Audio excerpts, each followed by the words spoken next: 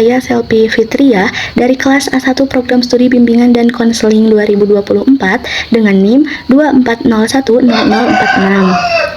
Pada kesempatan kali ini saya akan membahas jawaban dari pertanyaan-pertanyaan proyek UAS Pendidikan Agama Islam. Untuk soal yang pertama, jawaban yang pertama yaitu identifikasi masalah utama. 1. Kurangnya aktivitas keagamaan dan juga kegiatan sosial di luar sholat Jumat dan juga sholat wajib. Yang kedua, rendahnya partisipasi masyarakat, terutama pemuda dan juga pemudi. Yang ketiga, kurangnya fasilitas dan pelayanan kesehatan. Yang keempat, kurang kesadaran spiritual dan juga pengetahuan agama. Dan yang terakhir, keterbatasan sumber daya dan juga anggaran. Lalu jawaban nomor 2 yaitu 3 program relevan untuk religius dan spiritual. 3 programnya yaitu mengadakan kajian rutin mengenai Al-Quran dan juga hadis. Yang kedua, mengadakan kelas pembelajaran doa dan juga zikir. Dan yang ketiga, mengadakan acara retreat spiritual untuk meningkatkan kesadaran spiritual. Lalu 3 program untuk sehat rohani dan juga jasmani. Yang pertama itu membuka klinik kesehatan untuk memberikan pelayanan kesehatan dasar kepada masyarakat. Lalu yang kedua, mengadakan kelas yoga dan juga meditasi. Nah, yang terakhir, yang ketiga, mengadakan program pemberian makanan sehat.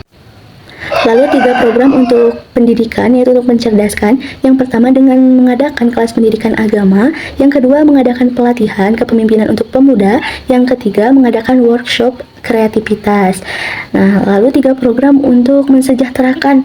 Yang pertama itu mengadakan program bantuan ekonomi kepada masyarakat. Yang kedua mengadakan pelatihan vokasional. Dan yang ketiga mengadakan koperasi masjid.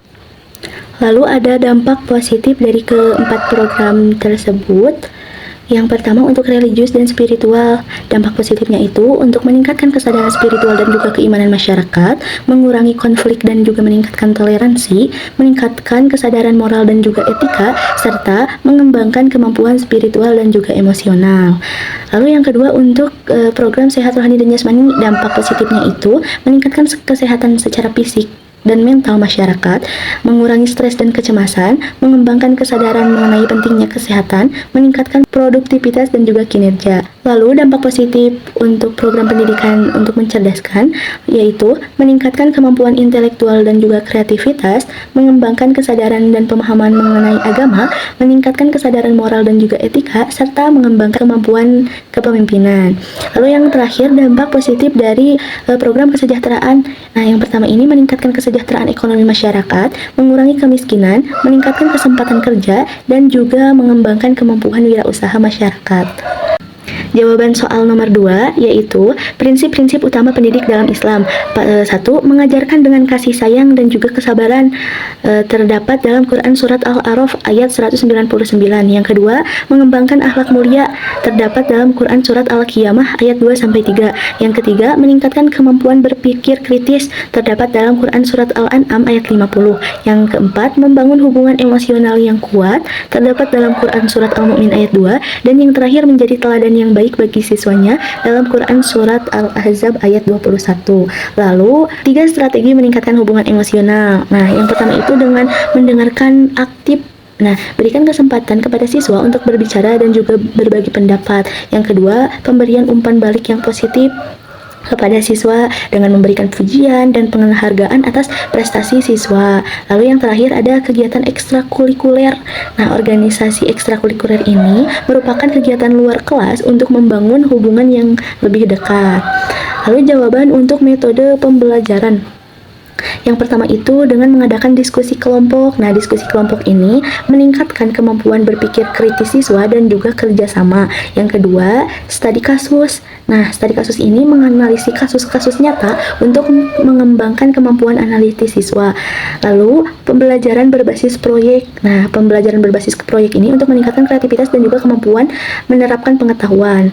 Yang keempat, kegiatan amal, membangun kesadaran sosial dan akhlak mulia. Yang terakhir ada pembelajaran melalui cerita. Nah, pembelajaran melalui cerita ini menggunakan cerita-cerita inspiratif untuk mengajarkan nilai-nilai Islam kepada siswa.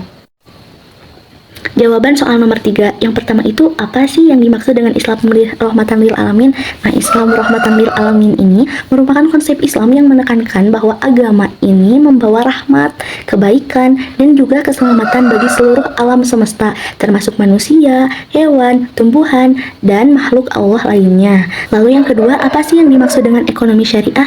Nah, teman-teman, ekonomi syariah ini merupakan sistem ekonomi yang berdasarkan pada prinsip-prinsip Islam dengan tujuan mencapai keadilan, kesetaraan, dan juga kesejahteraan bagi semua. Selanjutnya, apa yang dimaksud dengan pernikahan dalam Islam?